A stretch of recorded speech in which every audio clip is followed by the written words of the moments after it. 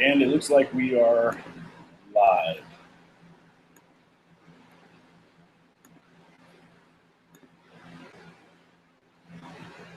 And let me copy this stuff and send it on over to Codementor.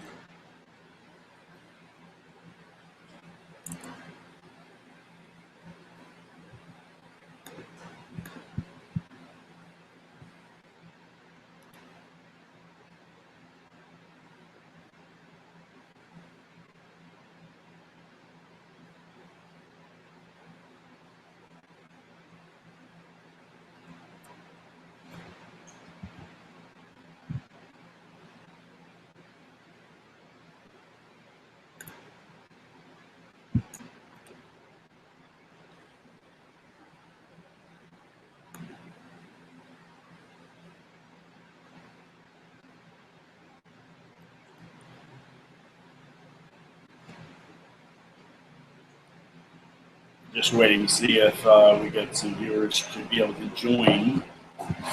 Basically, we're testing this out. I'm not sure exactly how it's going to work.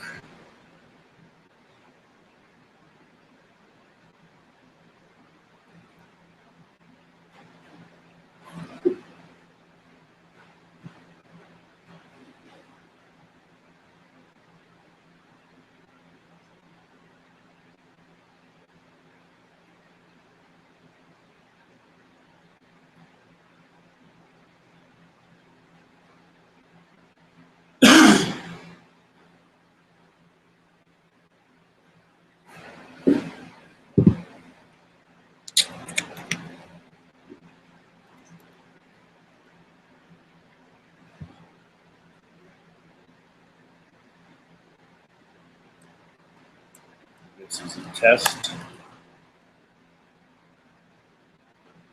Make sure my microphone is correct.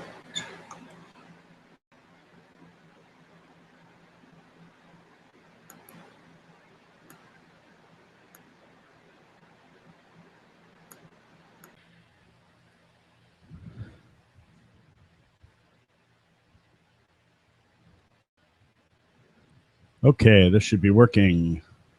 There's my sound levels.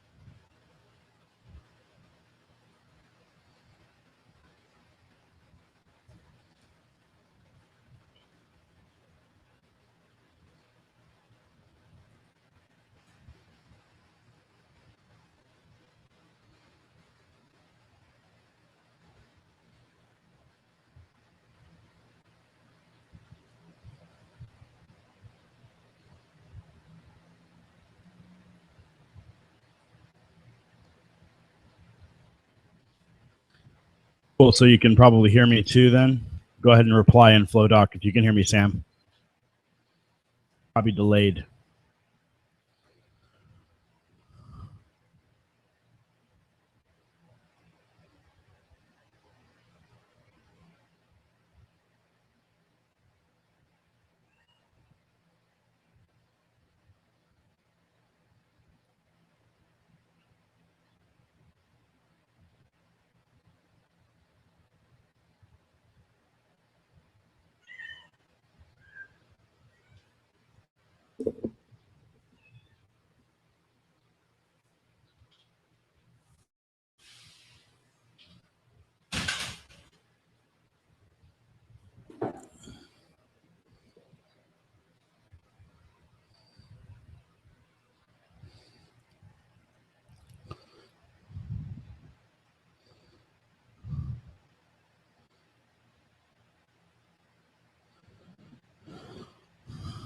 Well, just tell me when you actually hear my voice, Sam, if you can.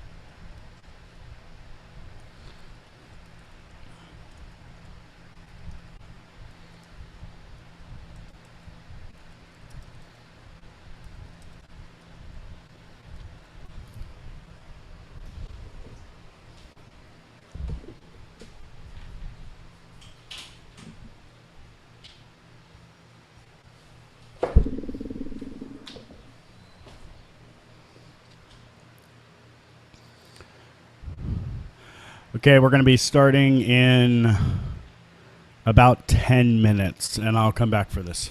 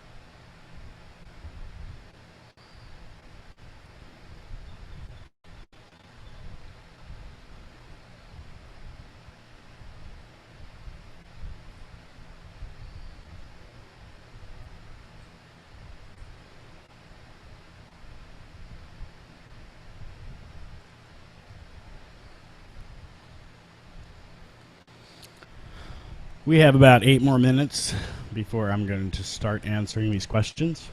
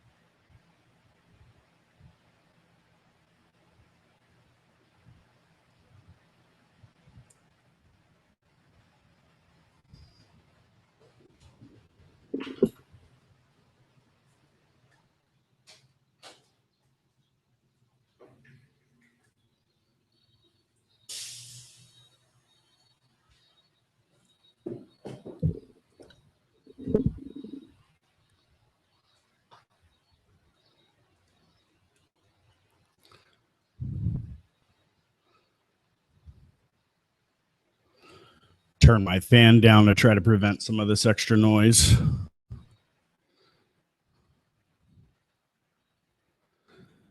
And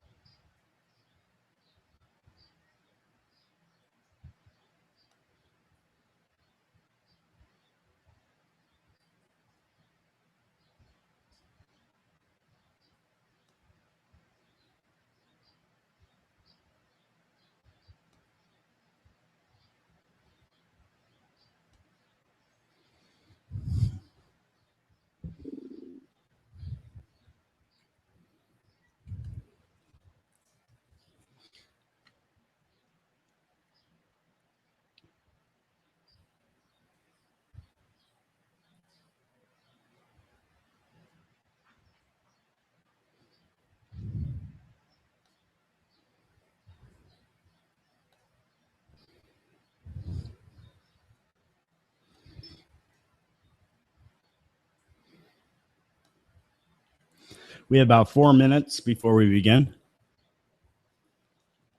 And I do believe there is a lag on the video.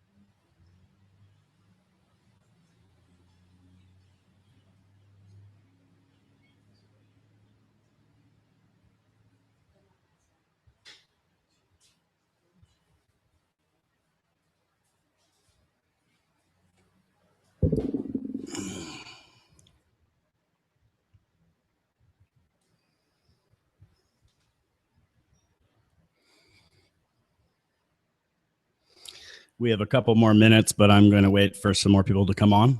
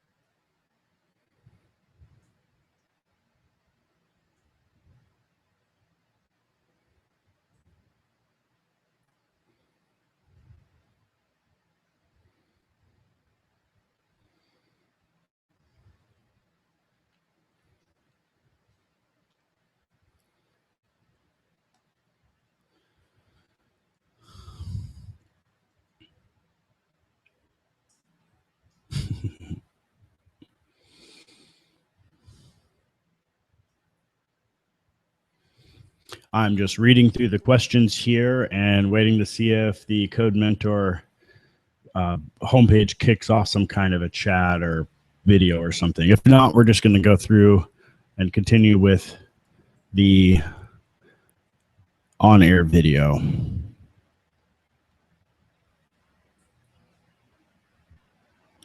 Also, since we have plenty of time, I'm planning on asking all questions on here, even if they don't have very many votes. You can feel free to ask more than one question. Essentially, between now and the next hour, 2 p.m. Central Daylight Time, I will be on and answering questions. And if you come on a little bit late and you want to answer questions and we are pushing close to the close, I will stick around if there are more people on that want to ask more questions of me.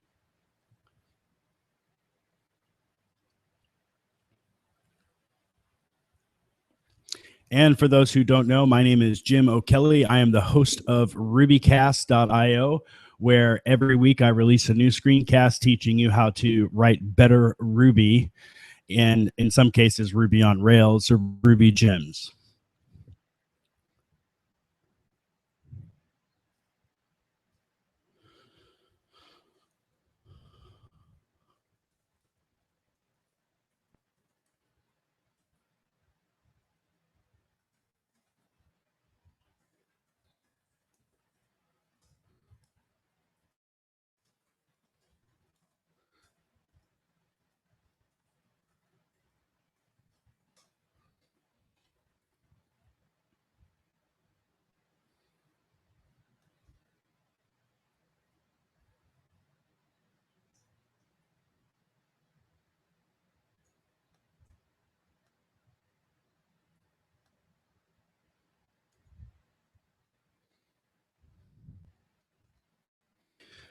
All right, close a couple of windows here so I don't get distracted, and we will begin.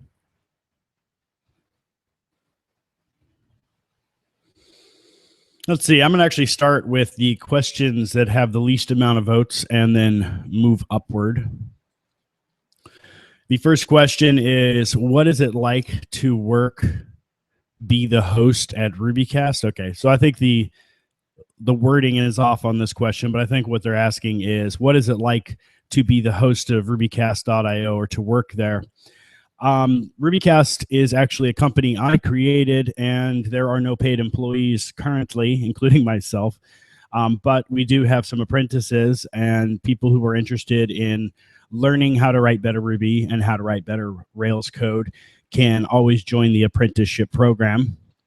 If you do a search for RubyCast intern, I'm pretty sure you'll end up on the correct page. And what's it like working there? Well, it's kind of hellish sometimes. I have to stay up very late in order to record my sessions because I live in Puerto Vallarta, Mexico. And in Mexico, it's very loud. And we have fiestas at strange times and days. So It's a challenge, but I like challenges. And working for myself, well, I've been working for myself for about the past 10 years, and I would never want to work for somebody else. I like having clients, but I don't like actually feeling like I have a boss. And the next question here, how did you get started as an engineer? I don't really know if I would qualify myself as an engineer. I definitely have the thought process of an engineer. I studied architecture and 3D drawing and drafting and things like that before I decided that school was not for me, and I left.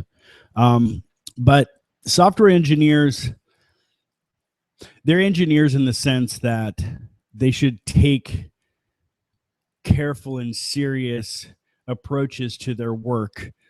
Obviously, some software is more important than others as far as what can happen if things go wrong. For instance, if you're writing software for medical devices, you probably don't want any bugs. If you're writing fast-moving web software like with Ruby, having bugs is just an opportunity to show how fast you can fix them and whatnot. So I don't think I'm really an engineer, but I think I am much more than what DHH would call a software writer. I think that there should be a scientific approach to software development, and we should use things like statistics and data and recording essentially everything that we've done so that we have those statistics. You can see how many bugs you have, how much code you push, et cetera, and then apply those scientific theories to software. What is the best way to learn new coding skills, and what are your thoughts on learning new skills in general? Work habits, tricks, tips, things like that. I would say that workflow is probably 60% of programming. When you first start out, you're a hacker. You don't really know how to make anything work, and so you hack at it until it works. And you stay in that stage of hacker, which is really a junior programmer, for probably 3 or 4 years, even if you're a really clever person. And the reason why is because until you've been exposed to enough senior people who've been doing software development for a very long time, you tend to make up your own workflows and tools as need be. And you're ignoring 30, 40 years of experience in software. I feel that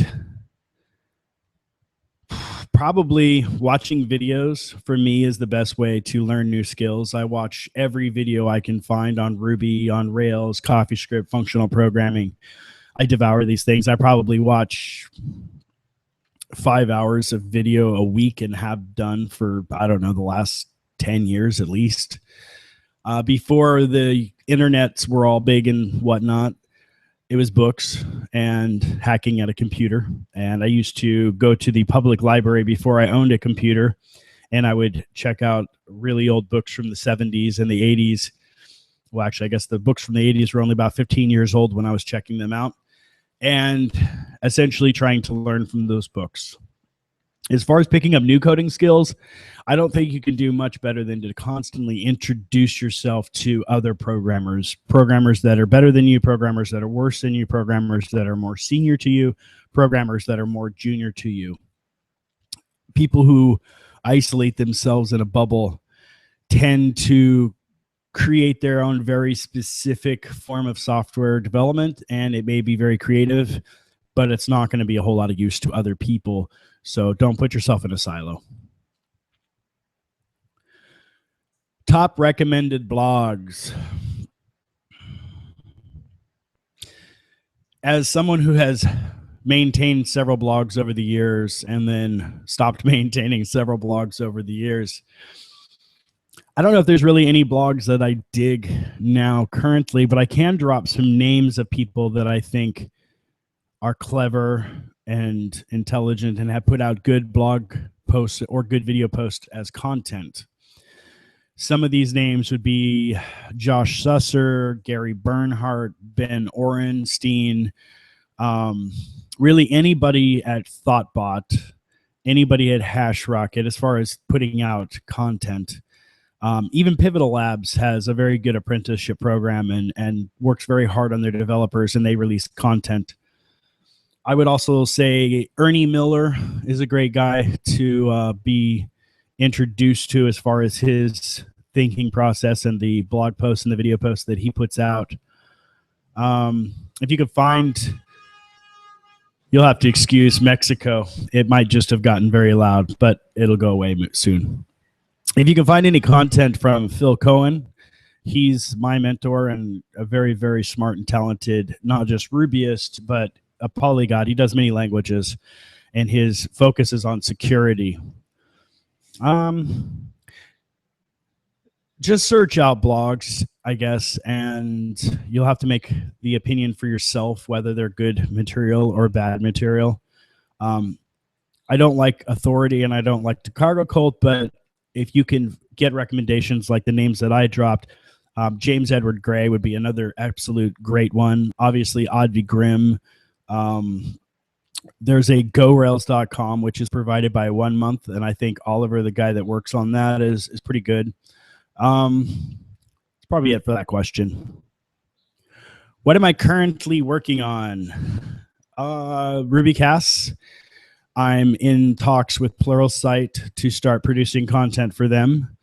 I'm in talks with Codementor, where I'm the #1 Ruby mentor, to start producing a Ruby on Rails course for Codementor.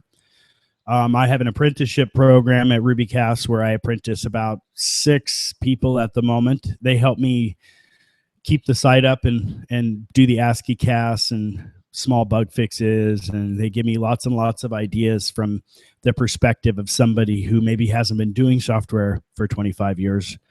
I'm working on a lot of stuff. That's all the digital stuff. I'm also building 2 boats, 15-footer open sailing vessel, and a dinghy that's 8.5 feet or so. And I raise chickens. I got like 4 dogs. I live in Mexico. Lots of animals. Lots of stuff to work on. What advice do you have for a beginner coder engineer? By the way, I'm going to put text to all these on Codementor towards the end of this session, which gives you more time to ask questions, and it gives me more time to formulate my thoughts on those questions and the answers. What advice do you have for a beginning coder engineer? Kind of the same as before. Expose yourself to as many different developers as you can. Notice that there are different styles of programming. Some people tend to be more object-oriented. Some people tend to be more functional-oriented. Some people tend to enjoy procedural, implicit, stateful code. And then there are people like me that absolutely abhor that kind of code and prefer explicit, declarative, functional, non-stateful code. For a beginning coder or engineer, watch as many things as you can watch. Workflows, tools. Don't get bogged down in using gems all the time. Actually try to write your own code. That's always the best thing. When I was a young coder, I neglected my family, my wife, my kids, my hobbies, everything, and I worked nonstop. I don't necessarily suggest you do that, but there is a certain amount of minimum hours that you have to put into something so that you can get a firm enough grasp on it that you're not considered a beginner anymore. What is my approach to teaching others? Well, I've done about little over 500 sessions in the last 2 years on Codementor, and I teach people daily at Codementor and at RubyCast. And I would say that I try to be in depth. I try to remain personable. I'm not a very good PC guy. I don't tend to always say the things that make people the happiest, but I say what I think and what I feel. And I don't know, I guess I just try to be personable. And I found that about 10% of people don't like my approach, and 80% love my approach, and 10% really, I guess, are meh about my approach. But I'll take that 80%, no problem. What is your favorite quote? Well, that one's easy. A witty quote proves nothing. It's by Voltaire, who is one of the fathers of the Enlightenment, along with, pretty much everybody that you can think of from your U.S. history class that founded this country. John Hancock. We have the Rights of Man pamphlet that was passed around. Thomas Jefferson was really big into the movement. A lot of our Western culture ideas that developed at that time were developed in places like Amsterdam and Paris because they were essentially expelled from England for talking about freedom.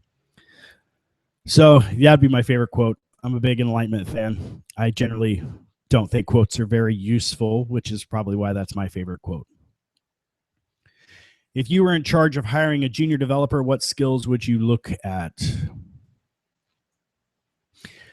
Rather than look at skills in particular, I think I would look at thinking process, mental acuity, and a drive to actually get some shit done.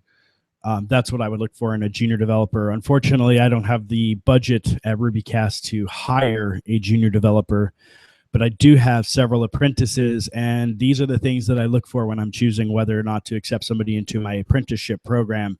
It's not how much Ruby they know. It's not how much JavaScript they know. It's, do they have the mental acuity to learn what they need to know? Do they have the drive to do it? And are they going to work at keeping themselves busy when I'm not there to handhold them? And I think that if you have those skills or you focus on those aspects of your personality, you're going to be much more likely to be hired by somebody as a junior developer. Junior developers aren't hired for their skills. That's why you're a junior. You don't have the skills to prove it.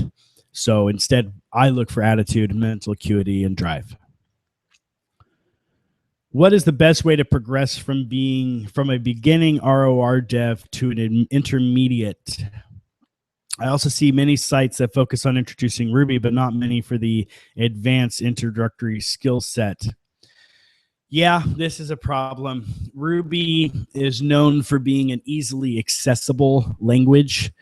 And so the people who tout Ruby tend to focus on the accessibility and the ease, or they focus on, hey, you're coming from languages like C and Java, and they're a pain in the ass. So look at how quick you can write the same thing in Ruby.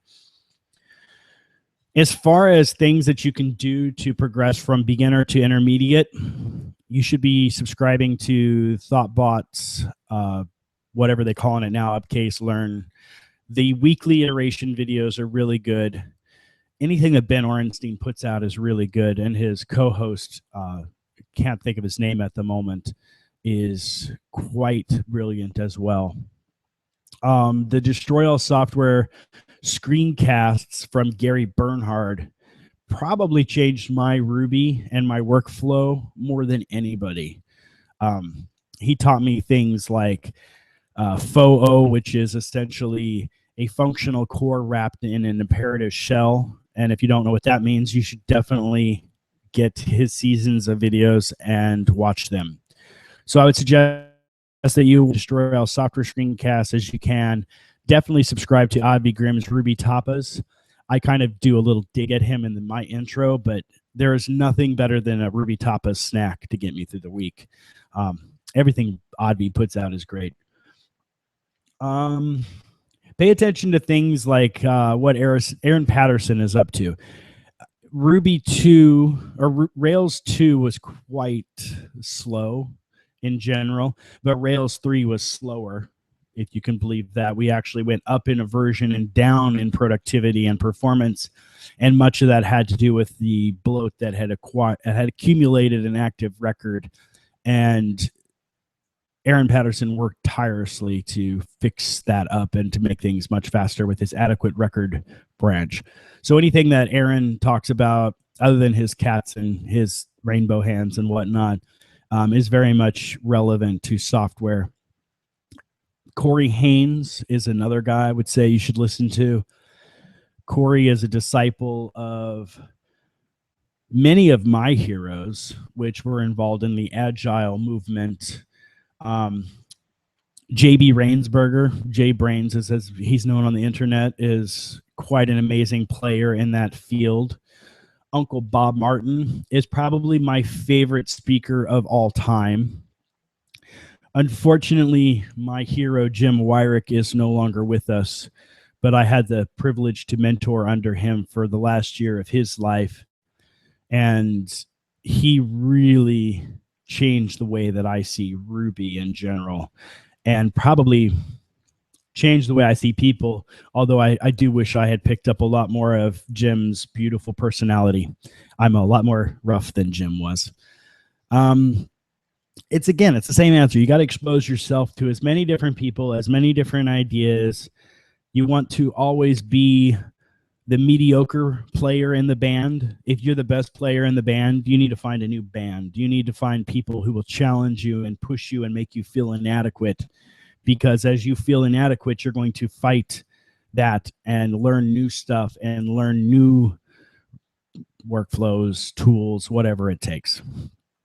Let me refresh this page here to see if we come up with more questions that I haven't answered yet. And do you think Elixir has the potential to replace Ruby in the coming years? And what are the features that make it better than Ruby? What are some things that a Rubyist will miss when switching to Elixir? I can answer this one, not in the sense that I am a master of Elixir by any means. I'm a novice in Elixir. Jose Valim created this programming language Elixir, which is very Ruby looking in syntax, but it is also, how should we say, well, it's a functional language, and you should probably look up what a functional language is and how functional languages handle memory as opposed to the traditional languages that you might be used to. So I would say that part of what makes Elixir difficult for a Rubyist is the fact that it looks a lot like Ruby. Because it looks a lot like Ruby, at least I had the problem of trying to write Ruby in my Elixir. In Elixir, you don't assign variables and then change them.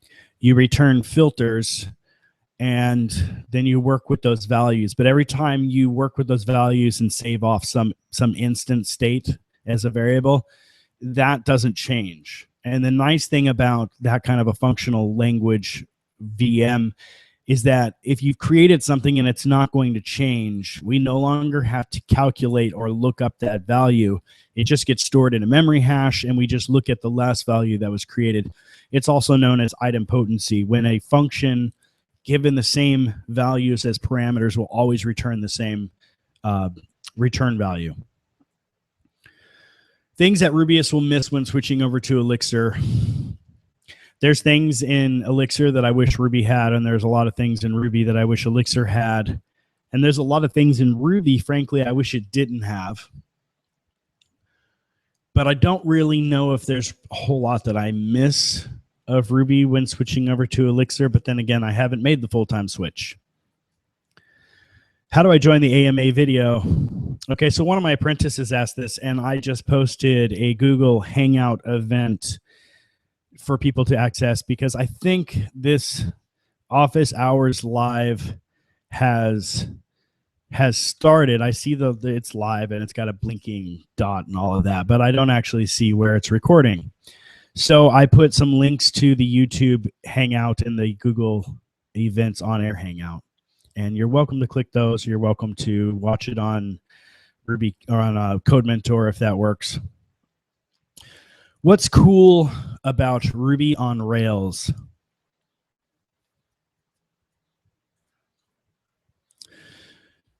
When I built my first web application, it was in JavaScript and HTML and basic CSS. CSS really didn't do much back then. And my next web application had a quote-unquote back end, which meant it had a database, and then there was a server-side processing. And, well, my first application was a store. So I wrote a JavaScript shopping cart using cookies and whatnot. My second application was working for a company called Teach.com, where we built online learning materials back in the days of web, or in HTML 4.0, and we were doing cross-browser JavaScript stuff, dragging, dropping, animation, sound, things like that. I got very interested in databases around that time, and our website was built on the back end in Microsoft Active Server Pages, or ASP. And so that was my intro to quote unquote the back end. And learning ASP taught me a few things, like the active record pattern, believe it or not, is actually way, way back in Active Server Pages. And it was simply to turn a database into a row of information that can be mapped to your models. And in Rails and in ASP, we didn't really have models, but we did have classes that you could assign data to, which is pretty much what a model is.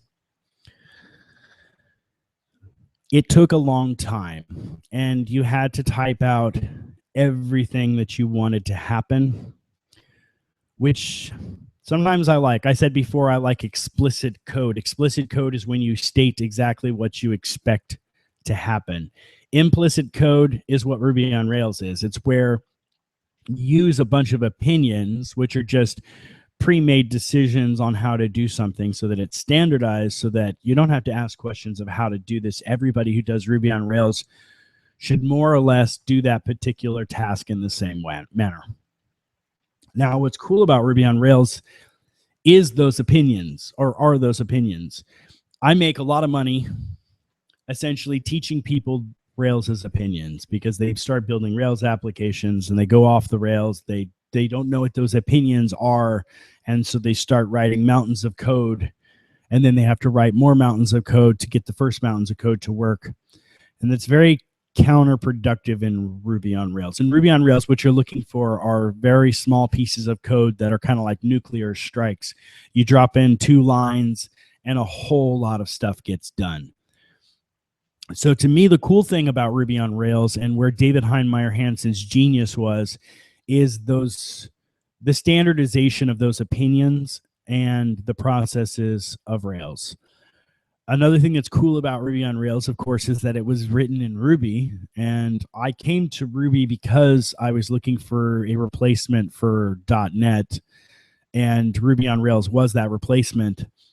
But I quickly went from being enamored with Rails to being highly enamored with Ruby. And I don't know, I've been around since Rails 1, so I've seen a lot of Rails. I think another thing that's cool about Ruby on Rails is that from versions 1 to versions 4, we've really covered a lot of ground. Although it does seem to be slowing now, and I don't think that's necessarily a bad thing. 10 years of constantly switching APIs and whatnot has made Ruby on Rails somewhat confusing, because progress marches very fast, and if you're used to the old style, it takes a while to get used to the new style. Let's see, refresh this again, see if I've got any more questions to answer. Should beginning Rubyists learn a bunch of language or specialize in the Ruby stack early in their career? Well, you have to know JavaScript. JavaScript is the language of the web. If you can remember anything about programming for the web, remember that JavaScript is the language of the web. And the reason for that is it's ubiquitous across all browsers. Every browser supports essentially the same version of JavaScript. So you have to know JavaScript. You can learn CoffeeScript so that you don't have to write as many characters when you write your JavaScript, but you still need to know JavaScript, and you still need to know jQuery in order to do CoffeeScript. And now there are newer front-end languages like Ember.js and Angular. And if you're going to be serious about front-end interaction, you should probably learn Ember if you're using Ruby on Rails, and Angular if you're using Ruby on Rails, or if you're using something else, for the fact that Angular is huge and it's gotten a lot of traction. So while I think Ember.js is probably the better implementation, Angular is certainly winning, and Angular works across whether you're on Ruby on Rails or .NET or Java or whatever. So it's a good skill to learn. Rubyists should definitely put a focus on learning Ruby. They need to know map, select, reject, reduce, all of the enumerators in Ruby. The enumeration library in the core library of Ruby is really the place to dig into. There's hundreds of very, very useful functional methods there. You need to learn CSS and HTML because you're not going to have a designer doing your HTML and CSS most of the time.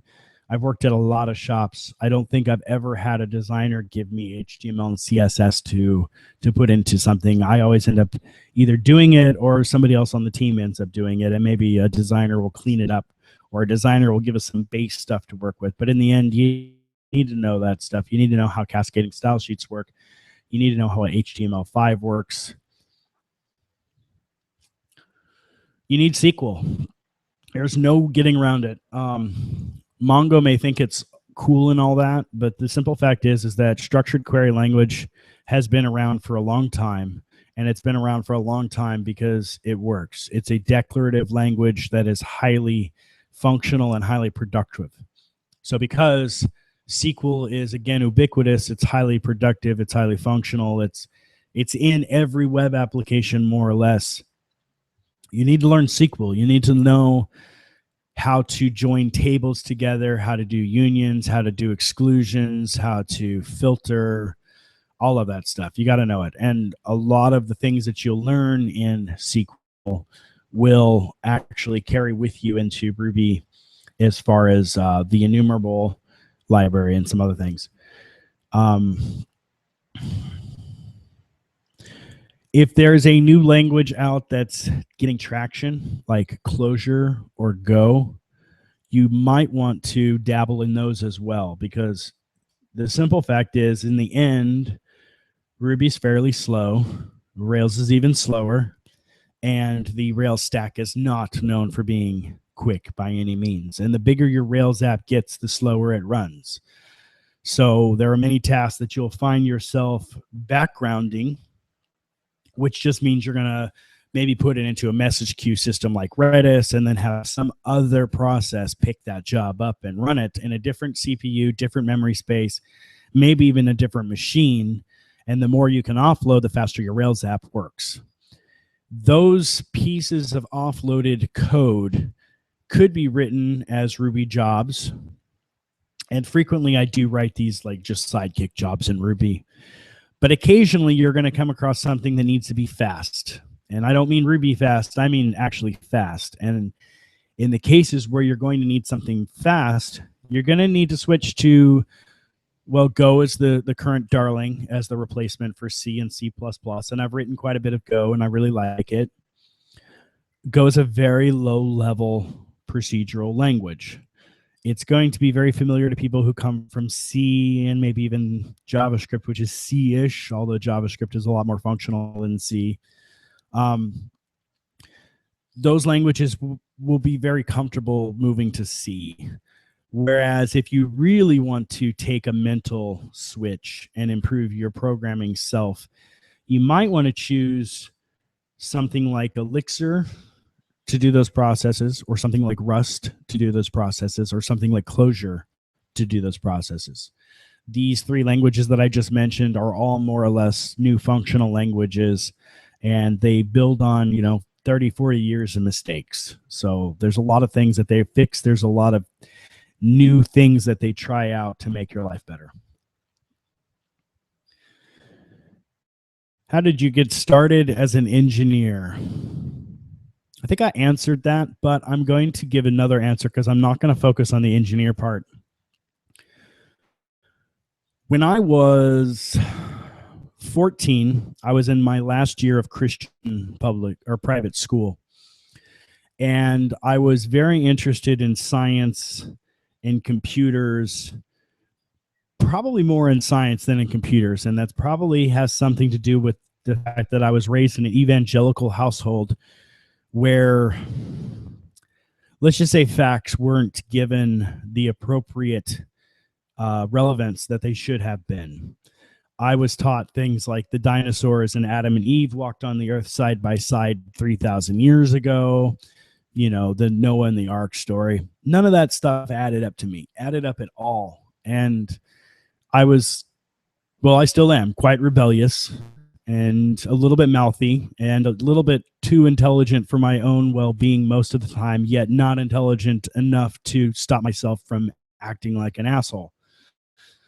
And I was quickly kicked out and homeschooled for, I don't know, 6 months. And my uncle and aunt who ran the church homeschooling program decided that I was too much for them as well. And I went to 1 year in public high school, which I liked in the sense that I was able to actually get real facts. I was able to look up cosmology, biology. I got very interested in both astronomy and anthropology, which is kind of interesting. Stars and humans. The only real connection, I guess, is the material that we're made of. And anthropology took me in a direction that essentially destroyed my entire religious upbringing. And at that point, I was hooked on logic and facts. Another interesting thing about me, or maybe I think it's interesting and other people don't, is I don't say I suffer from Asperger's. I am blessed with Asperger's. So I see patterns very easily. I can weed through lots of data very easily. But I don't understand people very well. And I